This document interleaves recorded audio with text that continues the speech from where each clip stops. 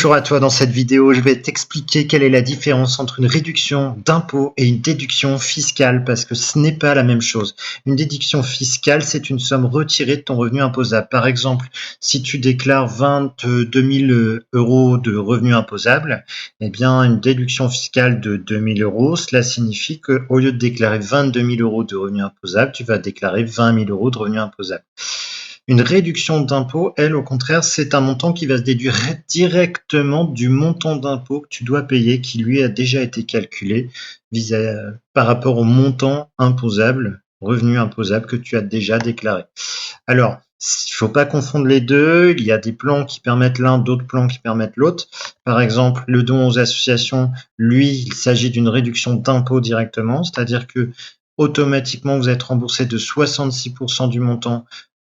C'est directement réduit de vos impôts pour ceux qui payent des impôts. Donc, le montant que vous avez donné à une association, 66%, vous allez le récupérer de par les impôts que vous ne paierez pas, que vous auriez dû payer. Voilà.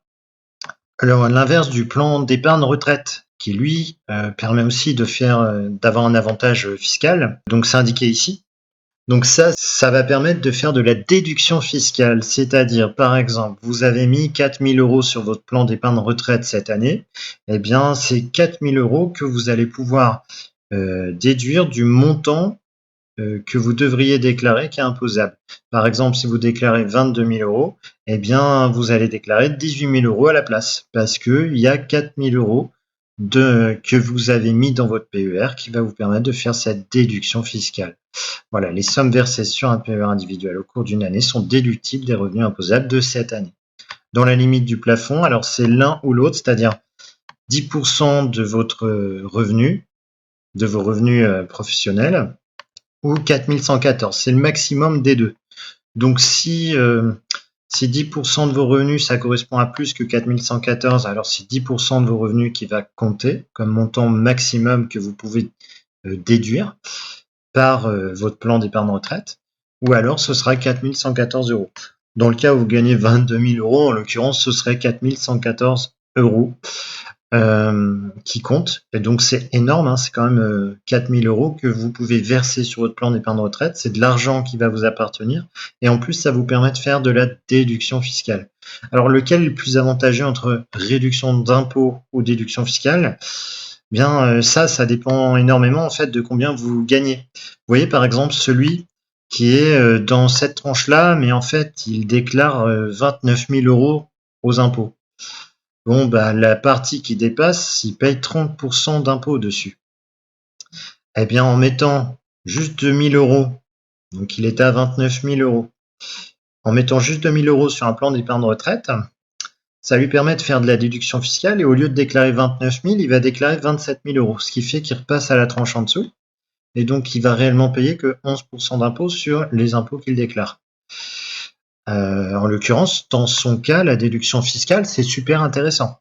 Quelqu'un qui a 29 000 euros, placer 2 000 euros sur son PER par an, ça va lui permettre de changer de tranche et de ne pas payer 30% d'impôts sur le montant qui dépasse les 27 479 euros. Donc, ça peut être avantageux justement d'investir dans un plan d'épargne retraite pour changer de tranche, par exemple. D'autant plus si vous êtes dans ces zones-là. D'autant que là, ce sera 10% de la valeur que vous déclarez. Vous allez pouvoir faire une belle réduction fiscale, enfin une belle déduction fiscale, et peut-être même changer de tranche, ce qui va vous donner un avantage certain au long terme.